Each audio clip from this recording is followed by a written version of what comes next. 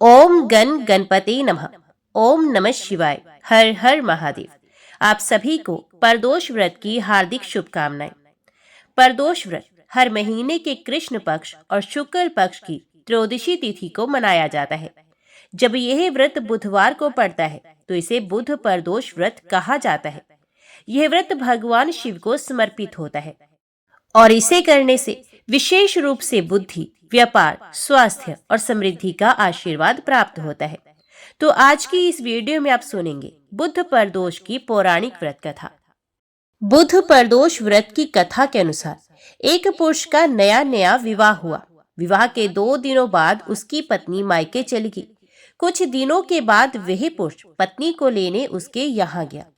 बुधवार को जब वे पत्नी के साथ लौटने लगा तो ससुराल पक्ष ने उसे रोकने का प्रयत्न किया कि विदाई के लिए बुधवार का दिन शुभ नहीं होता है, लेकिन वे न माना और पत्नी के साथ चल पड़ा। नगर के बाहर पहुंचने पर पत्नी को प्यास लगी। पुरुष लोटा लेकर पानी की तलाश में चल पड़ा। पत्नी एक पेड़ के नीचे बैठ गई। थोड़ी देर बाद पुरुष पानी लेकर वापस लौटा। तब उसने देखा कि उसकी पत्नी किसी के साथ हंस हंस कर बातें कर रही है और उसके लोटे से पानी पी रही है। उसको बड़ा क्रोध आया। वे निकट पहुंचा तो उसके आश्चर्य का कोई ठिकाना न रहा, क्योंकि उस आदमी की सूरत उसी की भांति थी। पत्नी भी सोच में पड़ गई। दोनों पुरुष झगड़ने लगे। भीड़ इकट्ठी हो गई। सिपाही आ गए। हम शक्ल आदमियों को देखकर वे भी आश्चर्य में पड़ गए। उन्होंने स्त्री से पूछा, उसका पति कौन है? वे भी आश्चर्य से उनकी ओर देख रही थी। तब वे पुरुष शंकर भगवान से प्रार्थना करने लगा, हे भगवान, हमारी रक्षा करें। मुझसे बड़ी भूल हुई है कि मैंने सास ससुर की बात नहीं मानी और बुधवार को पत्नी को विदा करा लिया। मैं भविष्य में ऐसा कदापि नहीं करूंगा। जैसे ही उसकी प्रार्थना पूरी हुई, दूसरा पुरुष अंतर्ध्यान हो गया। पति पत्नी सकुशल अपने घर पहुंच गए। उस दिन के बाद से पति पत्नी नियम पूर्वक बुध त्रयोदशी प्रदोष का व्रत रखने लगे। अतः बुध त्रयोदशी व्रत हर मनुष्य को करना चाहिए। एक बार ऋषि समाज द्वारा सर्व प्राणियों के हित में परम पावन भागीरथी के तट पर विशाल गोष्ठी का आयोजन किया गया। इस सभा में व्यास जी के परम शिष्य पुराण वेत्ता सूत जी महाराज हरि कीर्तन करते हुए पधारे। सूत जी को आते देख शौनक आदि के 88,000 ऋषि मुनियों ने खड़े होकर उन्हें दंडवत प्रणाम किया। महाज्ञानी सूत जी ने भक्ति भाव से ऋषियों को हृदय से लगाया और उन्हें आशीर्वाद दिया। विद्वान ऋषिगण और सभी शिष्य आसन पर विराजमान हुए। मुनिगण श्रद्धा भाव से पूछने लगे कि हे परम दयालु, कली काल में शंकर की भक्ति किस आराधना द्वारा उपलब्ध होगी? कृपया हम लोगों को बताने की कृपा कीजिए, क्योंकि कलयुग के सर्व प्राणी पाप कर्म में रह रहकर वेद शास्त्रों से विमुख रहेंगे। हे मुनिश्रेष्ठ, कलयुग में सत्कर्म की ओर किसी की रुचि नहीं होगी। जब पुण्य क्षीण हो जाएंगे तो मनुष्य की बुद्धि बुरे कर्मों की ओर स्वयं प्रेरित होगी, जिससे दुर्विचारी पुरुष वंश सहित समाप्त हो जाएंगे। इस भूमंडल पर जो मनुष्य ज्ञानी होकर ज्ञान की शिक्षा नहीं देता, उस पर परम पिता परमेश्वर कभी प्रसन्न नहीं होते हैं। हे महामुने, ऐसा कौन सा व्रत है जिससे मनोवांछित फल की प्राप्ति होती है? कृपा करके बताइए। ऐसा सुनकर दयालु हृदय से सूत जी कहने लगे कि हे श्रेष्ठ मुनि और शौनक जी, आप धन्यवाद के पात्र हैं। आपके विचार प्रशंसनीय और सराहनीय हैं। आप वैष्णव अग्रगण्य हैं, क्योंकि आपके हृदय में सदा परहित की भावना समाहित है। इसलिए हे शौनकादि ऋषियों, सुनो, मैं उस व्रत के बारे में बताता हूँ जिसे करने से सभी पापों से मुक्ति मिलती है। धन वृद्धि, दुख विनाशक, सुख प्राप्त कराने वाला, संतान देने वाला और मनोवांछित फल की प्राप्ति कराने वाला व्रत होता है। यह व्रत तुमको सुनाता हूँ, जो किसी समय भोलेनाथ ने सती जी को सुनाया था और उनसे प्राप्त ये परम श्रेष्ठ उपदेश मेरे पूज्य गुरु जी ने मुझे सुनाया था, जिसे समय पाकर आपको मैं शुभ बेला में सुनाता हूँ। सूत जी कहने लगे कि आयु वृद्धि स्वास्थ्य लाभ के लिए त्रयोदशी का व्रत करें। इस व्रत की विधि इस प्रकार है। सुबह स्नान कर निराहार व्रत करें, शिव जी का ध्यान करें, शिव मंदिर में जाकर भोलेनाथ की पूजा करें। पूजा के बाद त्रिपुंड तिलक धारण करें, शिवलिंग पर बेल पत्र चढ़ाए, धूप दीप और अक्षत से पूजा करे, शिवजी को ऋतु फल अर्पित करे, ओम नमः शिवाय मंत्र का रुद्राक्ष की माला से जप करे, ब्राह्मणों को भोजन कराएं और सामर्थ्य के अनुसार दान दक्षिणा दें। इसके बाद मौन व्रत रखें। व्रती को सत्य बोलना है। इस व्रत में हवन आहुति भी देनी चाहिए। शौनक आदि ऋषि बोले, हे पूज्यवर, आपने यह बताया कि यह व्रत परम गोपनीय, मंगलप्रद और कष्ट निवारक है। कृपया ये बताने का कष्ट करें कि यह व्रत किसने किया और उसे क्या फल प्राप्त हुआ। श्री सूत जी बोले, आप शिव के परम भक्त हैं। आपकी भक्ति देखकर मैं व्रती पुरुषों की कथा कहता हूँ। एक गांव में अति दीन ब्राह्मण निवास करता था। उसकी पत्नी परदोष व्रत किया करती है और उसका एक पुत्र था। एक बार की बात है कि उसका पुत्र गंगा स्नान करने के लिए गया था। मार्ग में उसे चोरों ने घेर लिया और वे कहने लगे कि हम तुझे मारेंगे, नहीं तो तू अपने पिता का गुप्त धन बतला दे। बालक दीन भाव से कहने लगा कि हम अत्यंत दुखी दीन हैं, हमारे पास धन कहाँ है। चोर फिर कहने लगे कि तेरे पास पोटली में क्या बंधा है। बालक ने उत्तर दिया कि मेरी माता ने मुझे रोटी बनाकर बांध कर दी है। दूसरा चोर बोला कि भाई, ये तो अति दीन दुखी हृदय है, इसे छोड़ दो। बालक इतनी बात सुनकर वहां से जाने लगा और एक नगर में पहुंचा। नगर के पास एक बरगद का पेड़ था। बालक थककर वहां बैठ गया और पेड़ की छाया में सो गया। उस नगर के सिपाही चोरों की खोज कर रहे थे और वे बालक के पास आ गए। सिपाही बालक को चोर समझकर राजा के पास ले गए और राजा ने उसे कारावास की आज्ञा दे दी। उधर बालक की माँ शंकर जी का परदोष व्रत कर रही थी। उसी रात राजा को स्वप्न आया कि यह बालक चोर नहीं है, सुबह होते ही छोड़ दो, नहीं तो आपका राज्य वैभव जल्दी ही नष्ट हो जाएगा। रात समाप्त होने पर राजा ने उस बालक से पूरी कहानी पूछी और बालक ने सारी कहानी सुनाई। बालक की बात सुनकर राजा ने सिपाही को भेजकर माता पिता को बुलवा लिया। राजा ने जब उन्हें भयभीत देखा तो कहा कि तुम लोग चिंता मत करो, तुम्हारा बालक निर्दोष है। हम तुम्हारी दरिद्रता देखकर 5 गांव दान में देते हैं। शिव की दया से ब्राह्मण परिवार अब सुखी रहने लगा। इस प्रकार से जो कोई इस व्रत को करता है उसे आनंद की प्राप्ति होती है। ओम नमः शिवाय। हर हर महादेव। विदर्भ देश में सत्यरथ नाम से प्रसिद्ध एक राजा थे जो सब धर्मों में तत्पर, धीर, सुशील और सत्य प्रतीक थे। धर्म पूर्वक पृथ्वी का पालन करते हुए उनका बहुत सा समय सुख पूर्वक बीत गया। तदंतर शालव देश के राजाओं ने विदर्भ नगर पर आक्रमण करके उसे चारों ओर से घेर लिया। अपनी पुरी को शत्रुओं से घेरी हुई देख विदर्भ राज विशाल सेना साथ लेकर युद्ध के लिए आए। बलोमत शालव देशीय क्षत्रियों के साथ राजा का अत्यंत भयंकर युद्ध हुआ। शालवों की बहुत बड़ी सेना मारी गई, परंतु अंत में विदर्भ राज भी उनके हाथ से मारे गए। मंत्रियों सहित उस महारथी वीर राजा के मारे जाने पर मरने से बचे हुए सैनिक भाग खड़े हुए। उस समय विदर्भ राज सत्यरथ की एक पतिव्रता स्त्री अत्यंत शोकग्रस्त हो रात के समय राजभवन से निकलकर पश्चिम दिशा की ओर चली गई। वे गर्भवती थी। सवेरा होने पर धीरे धीरे मार्ग से जाती हुई उस साध्वी रानी ने बहुत दूर का रास्ता तय कर लेने के पश्चात एक स्वच्छ तालाब देखा और वे उसके किनारे शोभा पाने वाले एक छायादार वृक्ष के नीचे बैठ गई। भाग्यवश उसी निर्जन स्थान में वृक्ष के ही नीचे पतिव्रता रानी ने उत्तम गुणों से शुभ मुहूर्त में एक पुत्र को जन्म दिया। तत्पश्चात अत्यंत प्यास से व्याकुल हुई सुंदर अंगों वाली रानी जलाशय में उतरी। इतने में ही एक बड़े भारी ग्रह ने आकर उसे अपना ग्रास बना लिया। वे बालक पैदा होते ही माता पिता से हीन हो गया और भूख प्यास से पीड़ित हो उस सरोवर के किनारे जोर जोर से रोने लगा। वे नवजात शिशु जब इस प्रकार क्रंदन कर रहा था, उसी समय भाग्यवश वहां एक श्रेष्ठ ब्राह्मणी आ पहुंची। वे भी अपने 1 वर्ष के बालक को गोद में लिए हुए आई थी। ब्राह्मणी निर्धन और विधवा थी। घर घर भीख मांगकर जीवन निर्वाह करती थी। उसका नाम उमा था। उसी सती साध्वी ब्राह्मणी ने उस राजकुमार को देखा। उसे अनाथ की भांति क्रंदन करते देखकर उसके मन ही मन विचार किया, अहो ये तो बड़े आश्चर्य की बात है। दिखाई दे रहा है कि ये नवजात शिशु जिसकी नाड़ भी अभी तक नहीं कटी यहाँ पड़ा हुआ है। इसकी माता कहाँ चली गई? ना इसका पिता है और ना कोई बंधु बांधव। ये दीन अनाथ बालक बिना बिस्तर के भूमि पर सो रहा है। ये चांडाल का पुत्र है या शूद्र का, वैश्य का बालक है या ब्राह्मण का, अथवा ये क्षत्रिय का शिशु है? इसका निश्चय कैसे किया जाए?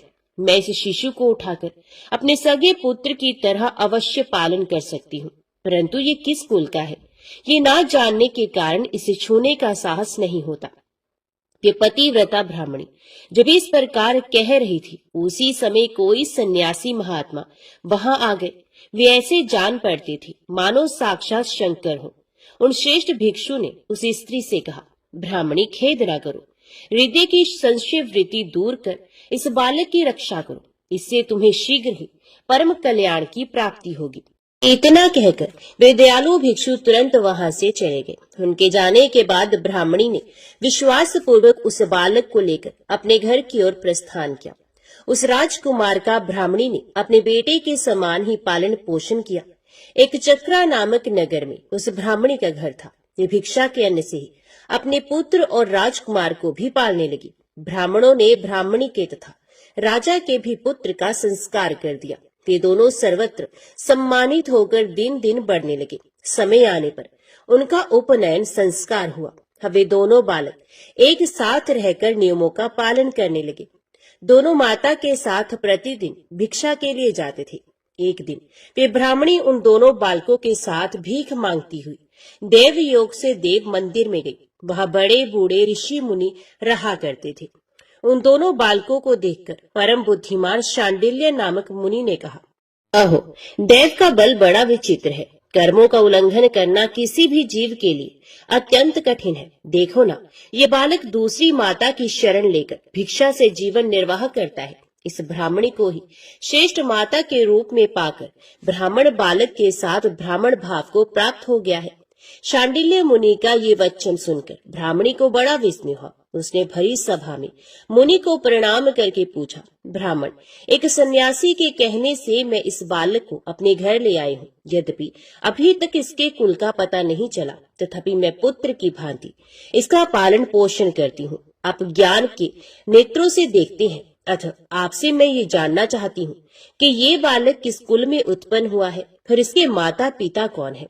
तो मुनि कहने लगे, ये विदर्भ देश के राजा का पुत्र है। इतना कहकर मुनि ने उस बालक के पिता के युद्ध में मारे जाने तथा उसकी माता के ग्रह द्वारा ग्रस्त होने का सब समाचार पूर्ण रूप से बता दिया। ये सुनकर ब्राह्मणी को और भी आश्चर्य हुआ।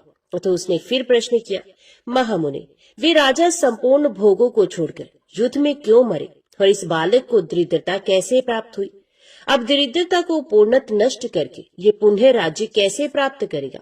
मेरा ये पुत्र भी भिक्षा से ही जीवन निर्वाह करता है, तो इसकी दरिद्रता के निवारण का भी क्या कोई उपाय है? ये बताने की कृपा करें। शांडिल्य मुनि ने कहा, इस राजकुमार के पिता विदर्भ राज पूर्व जन्म में पांड्य देश के श्रेष्ठ राजा थे। ये सब धर्मों के ज्ञाता थे और संपूर्ण पृथ्वी का धर्म पूर्वक पालन करते थे। एक दिन प्रदोष काल में राजा भगवान शंकर का पूजन कर रहे थे और बड़ी भक्ति से त्रिलोकीनाथ महादेव जी की आराधना में संलग्न थे। उसी समय नगर में सब और बड़ा भारी कोलाहल मचा।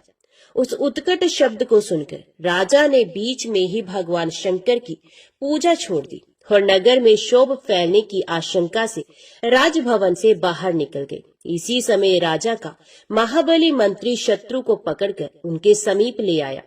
वे शत्रु पांड्य राज का ही सामंत था। उसे देखकर राजा ने क्रोध पूर्वक उसका मस्तक कटवा दिया। शिव पूजा छोड़कर नियम को समाप्त किए बिना ही राजा ने रात में भोजन भी कर लिया।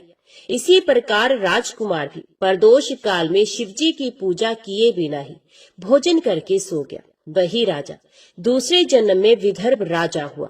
शिवजी की पूजा में विघ्न होने के कारण शत्रु ने उसके सुख भोग के बीच में ही मार डाला। पूर्व जन्म में जो उसका पुत्र था वही इस जन्म में भी हुआ है।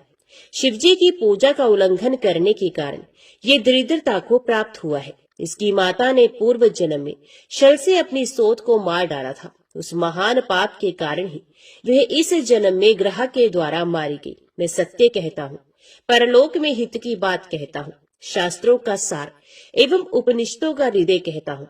इस भयंकर आसार संसार को प्राप्त हुए जीव के लिए ईश्वर के चरणार विंदों की सेवा ही सार वस्तु है। जो परदोष काल में अन्यचित होकर परमेश्वर के चरणारविंदों की पूजा करते हैं, इसी संसार में सदा बढ़ने वाले धन धान्य, स्त्री पुत्र, सौभाग्य और संपत्ति के द्वारा सबसे बढ़कर होते हैं। ब्राह्मणी, ये तुम्हारा पुत्र पूर्व जन्म में उत्तम ब्राह्मण था। इसने सारी आयु केवल दान लेने में बिताई है, यज्ञ आदि सत्कर्म नहीं किए हैं, इसलिए ये दरिद्रता को प्राप्त हुआ है। उस दोष का निवारण करने के लिए अब ये भगवान शंकर की शरण में जाए। मुनि के इस प्रकार कहने पर साध्वी ब्राह्मणी ने उन्हें प्रणाम करके शिव पूजन की विधि का क्रम पूछा। शांडिल्य मुनि ने कहा, दोनों पक्षों की त्रयोदशी को मनुष्य जब निराहार रहे तब सूर्यास्त से 3 घड़ी पहले स्नान करे, फिर श्वेत वस्त्र धारण करके धीर पुरुष संध्या और जप आदि नित्य कर्म की विधि पूरी करके मौन हो शास्त्र विधि का पालन करते हुए भगवान शिव की पूजा आरंभ करे। भगवत विग्रह के आगे की भूमि को नए निकाले हुए शुद्ध जल से भली भांति लीप पोत कर सुंदर मंडल बनाए।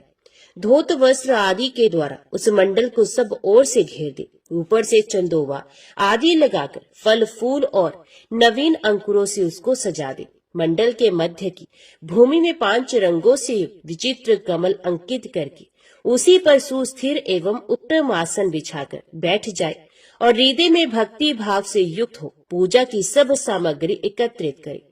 फिर पवित्र भाव से शास्त्रोक्त मंत्रों द्वारा देवपीठ को आमंत्रित करे। तत्पश्चात आत्म शुद्धि और भूत शुद्धि आदि करके 3 प्राणायाम करे। उसके बाद बिंदुयुक्त बीज अक्षरों के द्वारा विधि पूर्वक मात्र का न्यास करे। तंत्र परा देवता का ध्यान करके मात्र का न्यास की विधि पूरी करे। फिर परम शिव का ध्यान करके पीठ के वाम भाग में गुरु को प्रणाम करे। दक्षिण भाग में गणेश जी को मस्तक झुकाए। दोनों अंशों और जांघों में धर्म आदि का न्यास करे। नाभि तथा पार्श्व भागों में अधर्म आदि का न्यास करे। तत्पश्चात हृदय में अनंत आदि का न्यास करके देवपीठ पर मंत्र का न्यास करे। आधार शक्ति से लेकर ज्ञानमक तक क्रमश न्यास करके हृदय में एक कमल की भली भांति भावना करे। वे कमल 9 शक्तियों से युक्त एवं परम सुंदर हो। उसी कमल की कर्णिका में कोटि कोटि चंद्रमाओं के समान प्रकाशमान उमापति भगवान शिव का ध्यान करे। भगवान के 3 नेत्र हैं। मस्तक पर चंद्रमा का मुकुट शोभा पाता है। जटा जूट कुछ कुछ पीला हो गया है। उस पर रतन जटित किरीट सुशोभित है। उनके कंठ में नील चिन्ह है और अंग अंग से उदारता सूचित होती है। सर्पों के हार से उनकी बड़ी शोभा हो रही है। उनके एक हाथ में वरद और दूसरे में अभय की मुद्रा है। ये फरसा धारण करते हैं। उन्होंने नागों का कंकण, केयूर, अंगद तथा मुद्रिका धारण कर रखी है। वे व्याघ्र चर्म पहने हुए रतन में सिंहासन पर विराजमान है। उनके वाम भाग में गिरिराज नंदिनी उमा देवी का चिंतन करें। इस प्रकार महादेव जी तथा गिरिजा देवी का ध्यान करके गंध आदि से उनकी मानसिक पूजा करें। 5 वैदिक मंत्रों से गंध आदि द्वारा पूर्वोक्त 5 स्थानों में अथवा हृदय में पूजा करें। फिर मूल मंत्र से 3 बार हृदय में ही पुष्पांजलि दें। उसके बाद सिंहासन पर महादेव जी का पुनः पूजन प्रारंभ करें। पूजा के आरंभ में एकाग्रचित होकर संकल्प पढ़े। तदंतर हाथ जोड़कर मन ही मन भगवान शिव का ध्यान एवं आवाहन करें। हे भगवान शंकर, आप ऋण, पातक, दुर्भाग्य और दरिद्रता आदि की निवृत्ति के लिए तथा संपूर्ण पापों का नाश करने के लिए मुझ पर प्रसन्न हो जाइए। मैं दुख और शोक की आग में जल रहा हूँ। संसार भय से पीड़ित हूँ। अनेक प्रकार के रोगों से व्याकुल और दीन हूँ।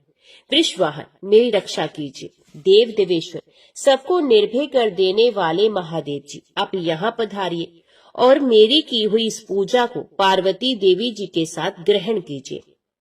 इस प्रकार संकल्प और आवाहन करके पूजा आरंभ करनी चाहिए। तत्पश्चात मनुष्य एकाग्रचित हो रुद्र सूक्त का पाठ करते हुए वहां स्थापित किए हुए शंख के जल से और पंच अमृत से महादेव जी का अभिषेक करके भांति भांति के मंत्रों से आसन आदि उपचारों को समर्पित करे। भावना द्वारा दिव्य वस्त्रों से विभूषित स्वर्ण सिंहासन की कल्पना करें और उसी पर भगवान को विराजमान करके अष्टगुण युक्त अर्घ्य और पादम निवेदन करें। फिर शुद्ध जल से आचमन कराकर मधु पर्क दे। उसके बाद पुण्य आचमन के लिए जल देकर मंत्रोच्चारण पूर्वक स्नान कराएं। फिर यज्ञोपवीत वस्त्र और आभूषण अर्पण करें। परम पवित्र अष्टांग युक्त चंदन चढ़ावे। बिल्व मदार लाल कमल धतूर कने सरई का फूल चमेली कुशा अपामार्ग तुलसी जोही चंपा भट्ट कटैया और करवीर के फूलों से जितने मिल जाए उन सबको शिव उपासक भगवान शिव पर चढ़ाएं। इनके अतिरिक्त भी नाना प्रकार के सुगंधित पुष्प निवेदन करें। तत्पश्चात लाल चंदन से उत्पन्न धूप और निर्मल दीप समर्पित करें। उसके बाद हाथ धोकर घी, नमकीन और साग मिठाई, पुआ, शक्कर तथा गुड़ के बने हुए पदार्थ एवं खीर का नैवेद्य भोग लगाए। मधु, दही और जल भी अर्पण करें। उस खीर का ही मंत्र द्वारा प्रज्वलित की हुई अग्नि में हवन करें। ये होम शास्त्रोक्त विधि से आचार्य के कथन अनुसार संपन्न करना चाहिए। भगवान शंकर को नैवेद्य देकर मुख शुद्धि के लिए उत्तम तांबूल अर्पण करें। धूप आरती, सुंदर शस्त्र, उत्तम दर्पण को वैदिक तांत्रिक मंत्रों द्वारा विधि पूर्वक समर्पित करें। यदि ये सब करने की अपने में शक्ति ना हो, अधिक धन का अभाव हो, तो अपने पास जितना धन हो उसी के अनुसार भगवान की पूजा करें।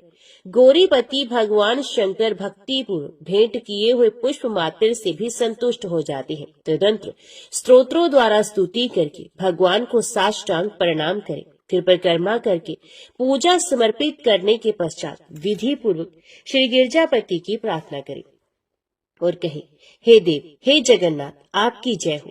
सनातन शंकर आपकी जय हो। संपूर्ण देवताओं के अधीश्वर आपकी जय हो। सर्वदेव पूजित आपकी जय हो। सर्वगुणातीत आपकी जय हो। सबको वर देने वाले प्रभु आपकी जय हो। नित्य आधार रहित अविनाशी विशंभर आपकी जय हो। जय हो।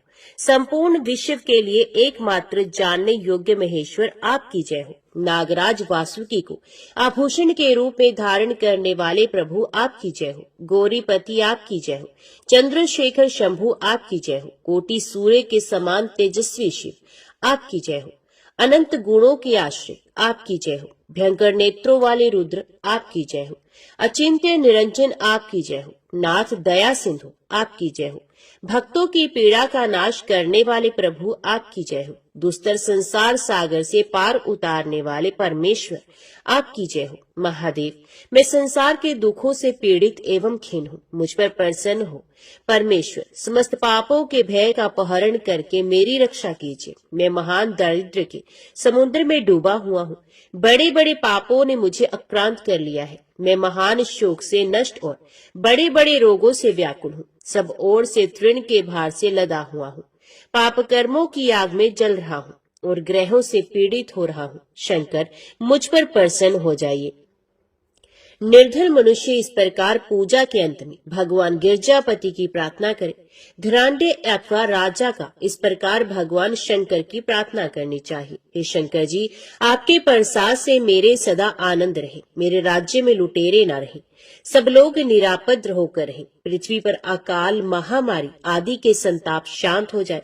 सबकी खेती धन धान्य से समृद्ध हो। संपूर्ण दिशाओं में सुख का साम्राज्य छा जाए। इस प्रकार प्रदोष व्रत के दिन गिरजापति भगवान शंकर की आराधना करे। ब्राह्मणों को भोजन कराए और उन्हें दक्षिणा देकर संतुष्ट करे। इस प्रकार मैंने सब पापों का नाश, सब प्रकार की दरिद्रता का निवारण तथा समस्त मनोवांछित वस्तुओं का दान करने वाली शिव पूजा का वर्णन किया। ये शिव की पूजा शिव जी के द्रव्य का हरण करने के पाप को छोड़कर शेष सभी महापातकों और उपपातकों के महान समुदाय का नाश करती है। यदि ये दोनों बालक इसी प्रकार भगवान शंकर का पूजन प्रत्येक प्रदोष के दिन करते रहे तो वर्ष भर के भीतर ही इन्हें उत्तम सिद्धि की प्राप्ति होगी। शांडिल्य मुनि का वचन सुनकर उस ब्राह्मणी ने दोनों बालकों के साथ मुनि के चरणों में प्रणाम किया और इस प्रकार कहा, भगवान, आज मैं आपके दर्शन मात्र से कृतार्थ हो गई। ये दोनों बालक आज से आपकी शरण में है। ब्राह्मण, ये मेरा पुत्र है और इसका नाम शुचिव्रत है और ये राजकुमार है जिसका नाम मैंने धर्मगुप्त रख दिया है। ये दोनों बालक और मैं सभी आपके चरणों के दास हैं। इस घोर दारिद्र्य सागर में गिरे हुए हम सबका आप ही उद्धार कीजिए। इस प्रकार शरण में आई हुई ब्राह्मणी को अमृत के समान मधुर वचनों द्वारा आश्वासन देकर मुनि ने उसके दोनों बालकों को भगवान शंकर के आराधन की मंत्र विद्या का उपदेश किया। तत्पश्चात दोनों बालक और ब्राह्मण मुनि की आज्ञा से वहां से चले गए। मुनिवर के उपदेश के अनुसार दोनों बालक प्रत्येक प्रदोष व्रत के दिन पार्वती वल्लभ शिव जी की आराधना करने लगे। इस प्रकार शिव पूजा करते हुए द्विज कुमार और राजकुमार के 4 महीने सुखपूर्वक बीत गए। एक दिन द्विज कुमार राजकुमार को साथ लिए बिना ही नदी के तट पर स्नान करने के लिए चले गया और वहां मौज से देर तक इधर उधर घूमता रहा। वह झरने के जल से आघात से खाई की भूमि कट जाने से उसमें गड़ा हुआ एक बड़ा भारी खजाने का कलश चमक रहा था, जिस पर ब्राह्मण कुमार की दृष्टि पड़ी। उसे देखकर वे सहसा हर्ष और कौतूहल में भरकर उसके समीप गया और उसे देवता के प्रसाद से प्राप्त हुआ मानकर सर पर लेकर घर को चल दिया तथा घर के भीतर उस घड़े को रखकर माता से कहा, माँ, ये भगवान शंकर का प्रसाद तो देखो। उन्होंने दया करके घड़े के रूप में ये खजाना दिखला दिया। तब उस पतिव्रता ब्राह्मणी ने राजकुमार को भी बुलाकर कहा, पुत्रो, इस खजाने के घड़े को तुम दोनों आपस में बराबर बराबर बांट लो। माता की बात को सुनकर ब्राह्मण के पुत्र को प्रसन्नता हुई, किंतु राजपुत्र ने उनसे कहा, माँ, ये तुम्हारे ही पुत्र के पुण्य से प्राप्त हुआ है, अतः मैं इस खजाने को बांटकर लेना नहीं चाहता। अपने पुण्य से प्राप्त हुए खजाने का ये स्वयं ही उपभोग करे, वे ही भगवान शंकर मुझ पर भी कृपा करेंगे। इस प्रकार प्रसन्नता पूर्वक भगवान शंकर की पूजा करते हुए उन दोनों कुमारों का उसी घर में 1 वर्ष व्यतीत हो गया। एक दिन राजकुमार उस ब्राह्मण कुमार के साथ वसंत ऋतु में वन में भ्रमण करने के लिए गया। कुछ दूर जाने पर उन्होंने सैकड़ों गंधर्व कन्याओं को परस्पर क्रीड़ा करते हुए देखा। उन्हें देखकर ब्राह्मण कुमार ने दूर से ही राजकुमार से कहा, यहाँ से आगे जाना उचित नहीं, क्योंकि उधर स्त्रियां विहार कर रही हैं। स्वच्छ अंतकरण वाले विद्वान पुरुष स्त्रियों का सामीप्य त्याग देते हैं। ये रमणीय छल करने वाली तथा वाणी द्वारा अनुन्य विनय करने में कुशल है। ये पुरुषों को अपनी दृष्टि मात्र से मोहित करती है, इसलिए अपने धर्म में तत्पर ब्रह्मचारी कभी स्त्रियों के समीप जाकर उनके साथ वार्तालाप ना करे। ऐसा कहकर ब्राह्मण कुमार लौट पड़ा और दूर जाकर खड़ा हो गया, किंतु राजकुमार अकेला ही निर्भय होकर स्त्रियों की उस क्रीड़ा स्थली की ओर चला गया। उन गंधर्व कन्याओं में से एक ने राजकुमार को आते देख मन ही मन कुछ विचार किया और सखियों से कहा, सहेलियों, यहाँ से थोड़ी ही दूर पर एक उत्तम वन है, जहाँ विचित्र चंपा, अशोक, पुन्नाग और बकुल आदि वृक्ष खिले हुए हैं। वहां जाकर तुम सब लोग फूल तोड़ो, तब तक मैं यहाँ बैठी हूँ। तुम फूलों का संग्रह करके पुनः यहाँ आ जाना। उसके इस प्रकार आदेश देने पर सखियां वन के भीतर चली गई और वे गंधर्व कन्या राजकुमार पर दृष्टि लगाए वहीं खड़ी रही। उसे देखकर राजकुमार कामदेव के बाणों से पीड़ित हो गया। गंधर्व कन्या ने अपने पास आए हुए राजकुमार को बैठने के लिए कोमल पल्लवों का आसन दिया और पूछा, कमल नयन, तुम कौन हो, किस देश से यहाँ आए हो और किसके पुत्र हो? इस प्रकार पूछने पर राजकुमार ने अपना पूरा परिचय बताया। मैं विदर्भ राज का पुत्र हूँ। मेरे माता पिता बचपन में ही मर गए हैं। शत्रुओं ने मेरे राज्य पर अधिकार जमा लिया है और मैं दूसरे के राज्य में गुजारा करता हूँ। ये सारी बातें बताकर राजकुमार ने उस गंधर्व कन्या से पूछा, सुंदरी, तुम कौन हो, यहाँ तुम्हारा क्या कार्य है और तुम किसकी पुत्री हो? उनके इस प्रकार पूछने पर कन्या ने कहा, महाराज कुमार, एक द्रविक नामक गंधर्व है जो समस्त गंधर्व कुल के अगुआ माने जाते हैं। मैं उन्हीं की पुत्री हूँ और मेरा नाम अंशुमति है। सब सखियों को छोड़कर मैं यहाँ अकेली हूँ। मैं तुम्हारी अभिलाषा जानती हूँ। तुम्हारा मन मुझ में आसक्त हो गया है। इसी प्रकार देव ने मेरे मन में भी तुम्हारे लिए उत्कंठा भर दी है। अब हम दोनों का स्नेह कभी भंग नहीं होना चाहिए। ऐसा कहकर गंधर्व कुमारी ने शीघ्र ही अपने गले से मोती का हार निकालकर प्रेम पूर्वक राजकुमार को भेंट किया। उस अद्भुत हार को देखकर राजकुमार ने पूछा, भीरू, मैं एक बात कहता हूँ, मैं राज्यहीन और निर्धन हूँ। तुम मेरी प्रिया कैसे होना चाहती हो? मूर्ख स्त्री की भांति पिता की आज्ञा का उल्लंघन करके अपनी इच्छा के अनुसार आचरण क्यों करती हो?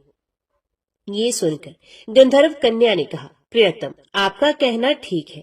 मैं पिता की आज्ञा के विरुद्ध नहीं जाऊंगी। आप इस समय घर को पधारे और परसों प्रातः काल पुण्य यहीं दर्शन दीजिए। आपसे कुछ हमारा कार्य है। इतना कहकर वे गंधर्व कन्या अपनी सखियों के आ जाने से उनके साथ चली गई और राजकुमार भी हर्षपूर्वक ब्राह्मण कुमार के समीप लौट आया। उसने द्विज पुत्र से सब बातें बताई और उसके साथ घर को प्रस्थान किया। वहां पतिव्रता ब्राह्मणी को भी ये शुभ समाचार सुनाकर राजकुमार ने प्रसन्न किया तथा पूर्व निश्चित समय आने पर वे पुण्य द्विज पुत्र के साथ वन में गया। नियत स्थान पर पहुंचकर राजकुमार ने देखा गंधर्व राज और उनकी कन्या दोनों उपस्थित हैं। गंधर्व राज ने वहां आए हुए दोनों कुमारों का अभिनंदन किया और सुंदर आसन पर बैठाकर राजपुत्र से कहा, विदर्भ राजकुमार, मैं कल कैलाश पर्वत पर गया था। वहां मैंने पार्वती जी के साथ महादेव जी के दर्शन किए। देवेश्वर भगवान शिव करुणा रूपी अमृत के सागर है। उन्होंने मुझे बुलाकर सब देवताओं के समीप इस प्रकार कहा, पृथ्वी तल पर धर्मगुप्त नाम से प्रसिद्ध एक राजकुमार है जो इस समय अकिंचन है। उसका राज्य छिन गया है। शत्रुओं ने उसके देश को अपने अधिकार में कर लिया है। अब ये बालक अपने गुरु की आज्ञा से सदा मेरी आराधना में संलग्न रहता है। उसी के प्रभाव से आज उसके समस्त पितृ मेरे स्वरूप को प्राप्त हो गए हैं। गंधर्व श्रेष्ठ, तुम भी उस राजकुमार की सहायता करो। अब वे शत्रुओं को मारकर अपने राज्य सिंहासन पर आसीन हो जाएगा। महादेव जी के इस प्रकार आज्ञा देने पर मैं अपने घर को आया। यहाँ इस मेरी कन्या ने भी तुम्हारे लिए बहुत प्रार्थना की। ये सब परम दयालु भगवान शिव की प्रेरणा से ही हो रहा है। ऐसा समझकर मैं इस कन्या को साथ लेकर आया हूँ तथा अपनी पुत्री अंशुमती को मैं तुम्हें पत्नी रूप में देता हूँ और भगवान शिव जी की आज्ञा से शत्रुओं को मारकर तुम्हें तुम्हारे राज्य पर बिठाऊंगा। अपने उस नगर में तुम अपनी इस धर्म पत्नी के साथ 10,000 वर्षों तक मनोवांछित सुख भोग कर अंत में भगवान शिव के लोक में जाओगे और वहां भी मेरी ये कन्या तुम्हारी ही सेवा में प्रस्तुत रहेगी। इस प्रकार कहकर गंधर्व राज ने उसी वन में राजकुमार के साथ अपनी पुत्री का विवाह कर दिया और दहेज में परम उज्ज्वल रत्न भार भेंट किए। चंद्रमा के समान चमकीली चूड़ामणि तथा दमकते हुए मोतियों के मनोहर हार दिए। दिव्याभूषण वस्त्र, स्वर्ण के बने हुए बहुत से सामान, 10,000 हाथी, 1,00,000 नीले घोड़े और हजारों सोने के बड़े बड़े रथ प्रदान किए।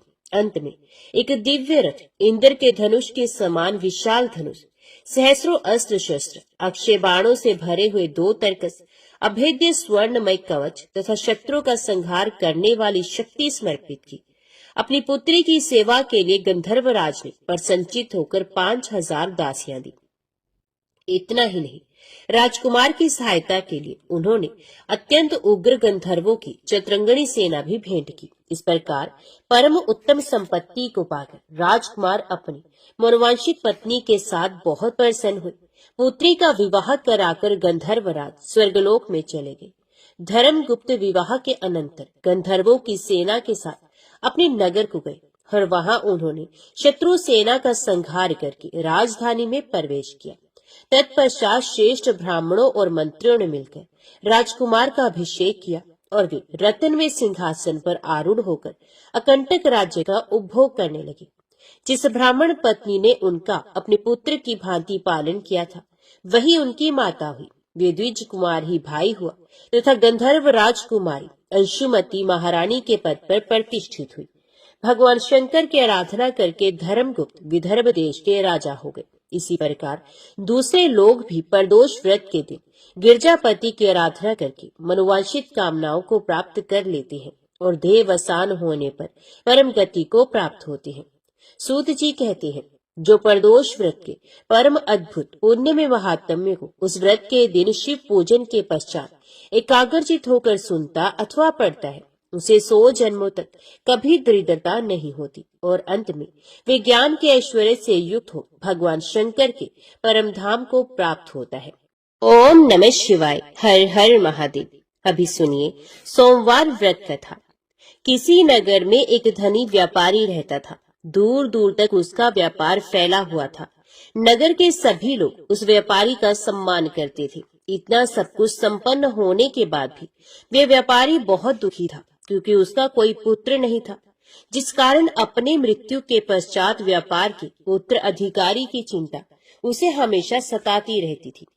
पुत्र प्राप्ति की इच्छा से व्यापारी प्रत्येक सोमवार भगवान शिव की व्रत पूजा किया करता था और शाम के समय शिव मंदिर में जाकर शिव जी के सामने घी का दीपक जलाया करता था।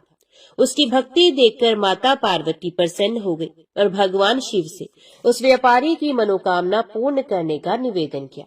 भगवान शिव बोले, इस संसार में सबको उसके कर्म के अनुसार फल की प्राप्ति होती है। जो प्राणी जैसा कर्म करते हैं उन्हें वैसा ही फल प्राप्त होता है।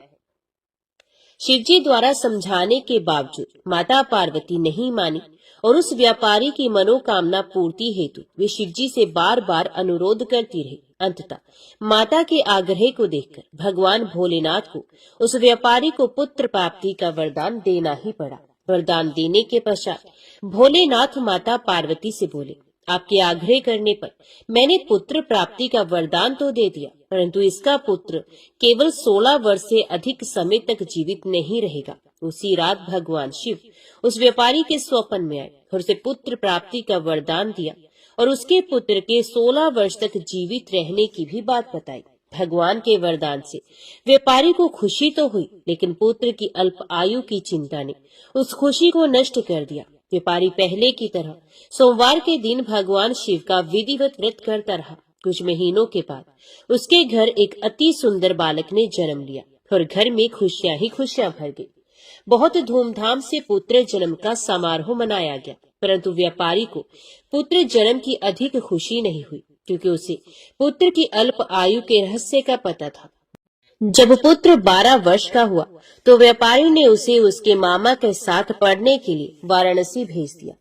लड़का अपने मामा के साथ शिक्षा प्राप्ति हेतु चल दिया। रास्ते में जहाँ भी मामा भांजे विश्राम हेतु रुकते, वहीं यज्ञ करते और ब्राह्मणों को भोजन कराते। लंबी यात्रा के बाद मामा भांजे एक नगर में पहुंचे। उस दिन नगर के राजा की कन्या का विवाह था, जिस कारण पूरे नगर को सजाया गया था। निश्चित समय पर बारात आ गई, लेकिन वर का पिता अपने बेटे के एक आंख से काने होने के कारण बहुत चिंतित था। उसे भय था कि इस बात का पता चलने पर कहीं राजा विवाह से इनकार न कर दे, इससे उसकी बदनामी भी होगी। जब वर के पिता ने व्यापारी के पुत्र को देखा तो उसके मस्तिष्क में एक विचार आया। उसने सोचा, क्यों न इस लड़के को दूल्हा बनाकर राजकुमार से विवाह करा दूं। विवाह के बाद उसको धन देकर विदा कर दूंगा और राजकुमारी को अपने नगर ले जाऊंगा। वर के पिता ने लड़के के मामा से इस संबंध में बात की। मामा ने धन मिलने के लालच में वर के पिता की बात स्वीकार कर ली। लड़के को दूल्हे का वस्त्र पहनाकर राजकुमारी से विवाह करा दिया गया। राजा ने बहुत सारा धन देकर राजकुमारी को विदा किया। शादी के बाद लड़का जब राजकुमारी के साथ लौट रहा था तो वे सच नहीं छिपा सका और उसने राजकुमारी की ओढ़नी पर लिख दिया, राजकुमारी, तुम्हारा विवाह मेरे साथ हुआ है। मैं तो वाराणसी पढ़ने के लिए जा रहा हूँ और अब तुम्हें जिस नवयुवक की पत्नी बनना पड़ेगा वे एक आंख से काना है। जब राजकुमारी ने अपनी ओढ़नी पर लिखा हुआ पढ़ा तो उसने काने लड़के के साथ जाने से इनकार कर दिया। राजा को जब ये सब बातें पता चली तो उसने राजकुमारी को महल में ही रख लिया। उधर लड़का अपने मामा के साथ वाराणसी पहुंच गया और गुरुकुल में पढ़ना शुरू कर दिया। जब उसकी आयु 16 वर्ष की हुई तो उसने यज्ञ किया। यज्ञ की समाप्ति पर ब्राह्मणों को भोजन कराया, खूब अन्न वस्त्र दान की। रात को वह अपने शयन कक्ष में सो गया।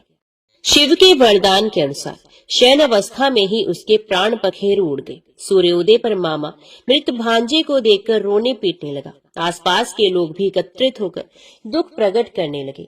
लड़के के मामा के रोने विलाप करने के स्वर समीप से गुजरते हुए भगवान शिव और माता पार्वती जी ने भी सुने। माता पार्वती ने भगवान शिव से कहा, प्राणनाथ, मुझे इसके रोने के स्वर सहन नहीं हो रहे हैं। आप इस व्यक्ति के कष्ट को अवश्य दूर करें। भगवान शिव ने माता पार्वती के साथ अदृश्य रूप में समीप जाकर देखा तो भोलेनाथ माता पार्वती से बोले, ये तो उसी व्यापारी का पुत्र है जिसे मैंने 16 वर्ष की आयु का वरदान दिया था। इसकी आयु पूरी हो गई है। माँ पार्वती ने फिर भगवान शिव से निवेदन कर उस बालक को जीवन देने का आग्रह किया। माता पार्वती के आग्रह पर भगवान शिव ने उस लड़के को जीवित होने का वरदान दिया और कुछ ही पल में वे जीवित होकर उठ बैठा। शिक्षा समाप्त करके लड़का मामा के साथ अपने नगर की ओर चल दिया। दोनों चलते हुए उसी नगर में पहुंचे जहां उसका विवाह हुआ था। उस नगर में भी यज्ञ का आयोजन किया। समीप से गुजरते हुए नगर के राजा ने यज्ञ का आयोजन देखा और उसने तुरंत ही लड़के और उसके मामा को पहचान लिया। यज्ञ के समाप्त होने पर राजा मामा और लड़के को महल में ले गया और कुछ ही दिन उन्हें महल में रखकर बहुत सा धन वस्त्र आदि देकर राजकुमारी के साथ विदा कर दिया। इधर भूखे प्यासे रहकर व्यापारी और उसकी पत्नी बेटे की प्रतीक्षा कर रहे थे। उन्होंने प्रतिज्ञा कर रखी थी कि यदि उन्हें अपने बेटे की मृत्यु का समाचार मिला तो दोनों अपने प्राण त्याग देंगे। परंतु जैसे ही उसने बेटे के जीवित वापस लौटने का समाचार सुना तो वे बहुत प्रसन्न हुआ। वे अपनी पत्नी और मित्रों के साथ नगर के द्वार पर पहुंचा। अपने बेटे के विवाह का समाचार सुनकर पुत्र वधू राजकुमारी को देखकर उसकी खुशी का ठिकाना न रहा। उसी रात भगवान शिव ने व्यापारी के स्वप्न में आकर कहा, हे श्रेष्ठी, मैंने तेरे सोमवार के व्रत करने और व्रत कथा सुनने से प्रसन्न होकर तेरे पुत्र को लंबी आयु प्रदान की है। पुत्र की लंबी आयु जानकर व्यापारी बहुत प्रसन्न हुआ। शिव भक्त होने तथा सोमवार का व्रत करने से व्यापारी की सभी मनोकामनाएं पूर्ण हुई। इसी प्रकार जो भक्त सोमवार का विधिवत व्रत करते हैं और व्रत कथा को सुनते हैं, उनकी सभी इच्छाएं पूरी होती हैं। ओम नमः शिवाय। हर हर महादेव। अभी सुनते हैं भगवान भोलेनाथ की आरती। जय शिव ओंकारा, प्रभु जय शिव ओंकारा, ब्रह्मा विष्णु सदा शिव अर्धांगी धारा। ओम जय शिव ओंकारा। एकानन चतुरानन पंचानन राजे, हंसासन गरुड़ासन वृषवाहन साजे। ओम जय शिव ओंकारा। दो भुज चार चतुर्भुज, 10 भुज अति सोहे, त्रिगुण रूप निरखता त्रिभुवन जन मोहे। ओम जय शिव ओंकारा। अक्षमाला बनमाला रुंडमाला धारी, चंदन मृग मद सोहे भाले शशिधारी। ओम जय शिव ओंकारा। श्वेतांबर पीतांबर बाघांबर अंगे, सनकादिक करुणादिक भूतादिक संगे। ओम जय शिव ओंकारा। करके मध्य कमंडलू चक्र त्रिशूल धरता, जग करता जग भरता जग संहार करता। ओम जय शिव ओंकारा। ब्रह्मा विष्णु सदा शिव जानक अविवेका, प्रणवाक्षर मध्य ये तीनों एका। ओम जय शिव ओंकारा। काशी में विश्वनाथ विराजत नंदी ब्रह्मचारी, नित उठ भोग लगावत महिमा अति भारी। ओम जय शिव ओंकारा। त्रिगुण शिव जी की आरती जो कोई नर गावे, कहत शिवानंद स्वामी मन वांछित फल पावे। ओम जय शिव ओंकारा। ओम जय शिव ओंकारा। स्वामी हरि शिव ओंकारा। ब्रह्मा विष्णु सदा शिव अर्धांगी धारा। ओम जय शिव ओंकारा। ओम नमः शिवाय। हर हर महादेव।